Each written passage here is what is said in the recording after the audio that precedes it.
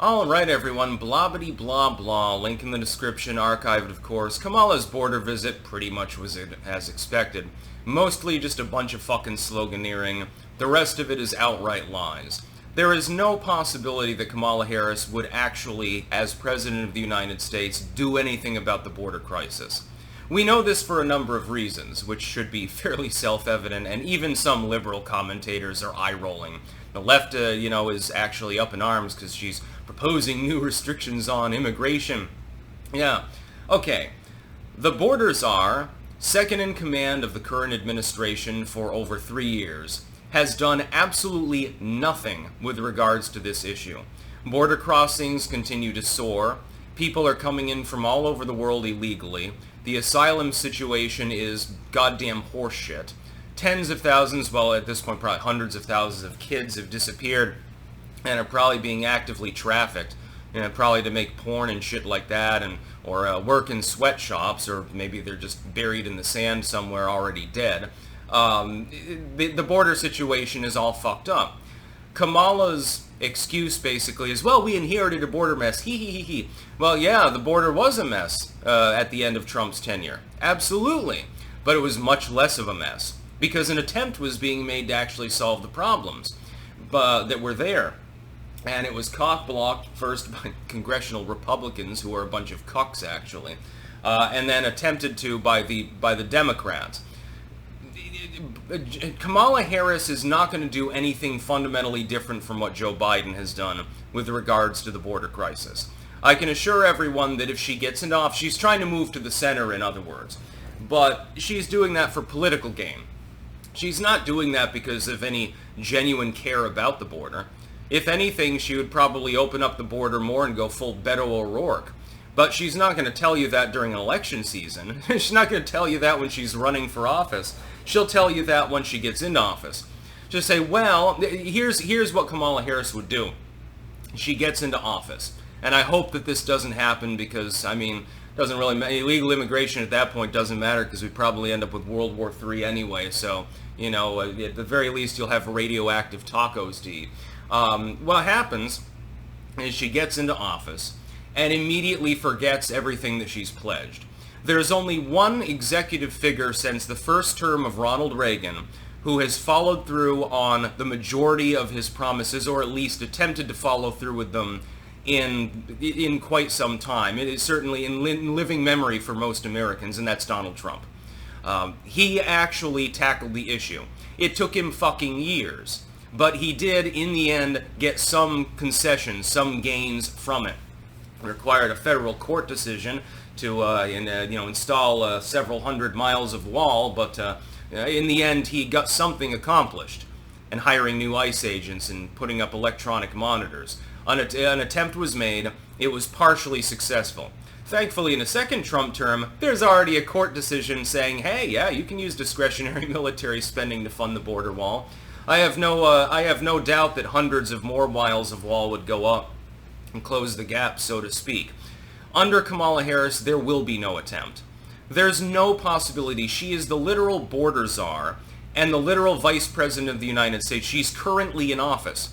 She's not doing diddly squat. She's not doing anything. Neither is Joe Biden. He can't because he's out to lunch. At this point, they've basically retired him already. They keep him in the closet as a lonely, sad reminder of what he once was when he was in the Senate, I suppose, or even as vice president. She's in office now. What should be asked, and the journalists won't ask her this, if you have all of these great soaring plans for the border, which you're not going to follow through with anyway, but you say that you want to, why haven't you implemented them already? If these ideas are so good, why hasn't the Biden administration done them? Instead, you get this constant yammering about the so-called bipartisan border bill, which never was going to pass because it doesn't even save the border. It doesn't do anything. Okay, we'll trade you 5 more miles of wall in exchange for granting amnesty to 4 million people. That's basically the fucking plan. I have no doubt, by the way, and this is to the left, if elected, she will not grant amnesty to anyone. Or only very small numbers of people. Maybe a handful of the dreamers. It would be highly conditional. And that's basically because she's like, well, I need to appease the left because they did vote for me. But I'm going to give them breadcrumbs off of my feast table. This is what the Democratic Party has done for decades. Successive administration, and many Republican administrations, administration after administration, you have somebody run for office. Obama, Bush, Herbert Walker Bush, Bill Clinton, even second-term Reagan.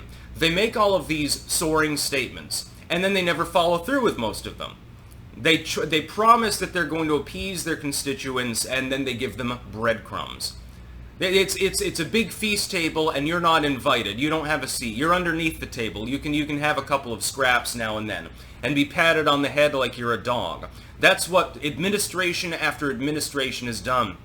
The only one that has mostly followed through with at least attempting things was Donald Trump in my lifetime.